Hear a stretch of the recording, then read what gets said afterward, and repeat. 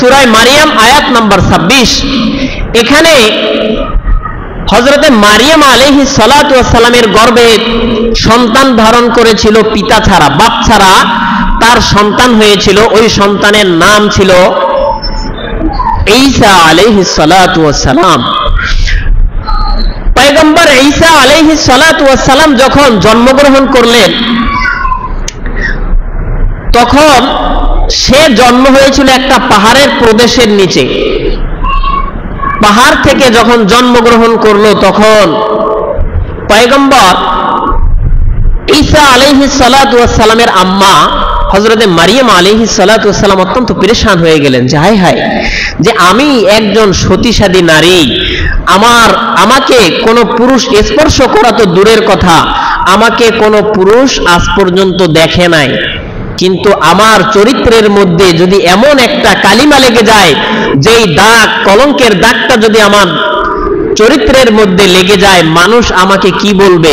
তাহলে মানুষের এই চিন্তা করে সে বলতেছিল কুনতু নাসিয়াম মানসিয়া, আজকের এই দিনে যদি আমি একেবারে নিঃশেষ হয়ে যেতাম।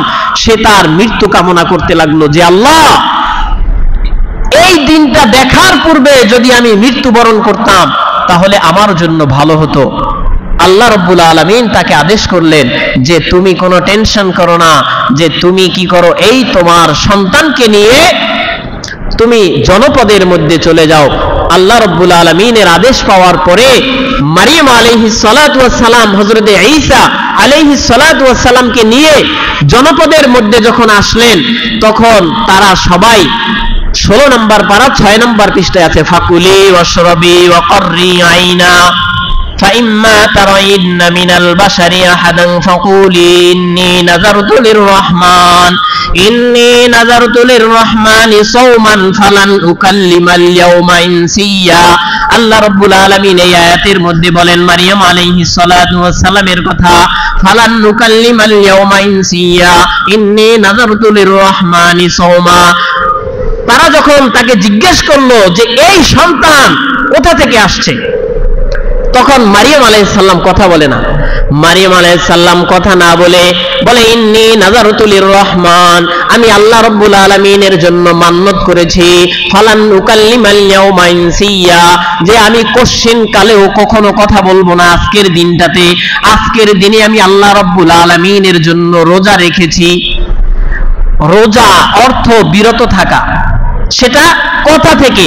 এই যে এই আয়াতের মধ্যে আল্লাহ রাব্বুল আলামিন এই দিকে ইঙ্গিত করলেন যে রোজার বিধান মারিয়াম আলাইহিস সালামের উপরেও ছিল, যে মারিয়াম আলাইহিস সালাম কথা থেকে বিরত থেকে কোনো প্রকার কথা বলা যাবে না, যে রোজা রাখছো এখন আর কথা বলা যাবে না, এখন চুপ করে থাকতে হবে। এরকম বিধান কি উম্মতে মুহাম্মাদির উপরে আছে? রোজা রাখলে কথা বলা যায় না? তাহলে বলেন, আগের থেকে আমাদের উপরের বিধান সহজ না কঠিন? তাহলে আল্লাহ রাব্বুল আলামিন আমাদের প্রতি রোজার বিধানকে আরো সহজ করে দিয়েছেন, রোজার ইতিহাস বলছে। কিন্তু একটা জিনিস এই আয়াতেও ইঙ্গিত করছে যে কথা বলা যাবে না। মুফাসসিরিনে ইকরাম এই আয়াতের তাফসিরে সাওমের ব্যাখ্যায় এসে বলছে যে যেই সমস্ত অশ্লীল, লাগু, অনর্থক, অহেতুক কথাবার্তা থেকে বিরত থাকার নাম হলো রোজা। বলি সুবহানাল্লাহ। এটাও একটা রোজা। শুধু রোজা না খেয়ে ফাস্টিং করলাম, সকালে খাইলাম আবার সন্ধ্যায় ইফতার করলাম, এটার নাম রোজা না। রোজা মারিয়াম আলাইহিস সালাম রেখেছে যে কথা বলা থেকেও তোমাকে বিরত থাকতে হবে। কোন ধরনের কথা? অহেতুক কথা থেকে বিরত থাকার নাম রোজা। শুধু না খেয়ে থাকলাম, যে আল্লাহ রাব্বুল আলামিন এক শ্রেণীর রোজাদারকে হাদিসের মধ্যে আছে যে সে রোজা রাখবে, তার শুধু না খেয়ে থাকা ব্যতীত আর কোনো ফায়দা সে অর্জন করতে পারবে না। সে শুধুমাত্র না খেয়েই থাকবে, সকাল থেকে সন্ধ্যা পর্যন্ত তার না খেয়ে থাকার কষ্ট ছাড়া সে আর কোনো সওয়াবের অধিকারী হবে না।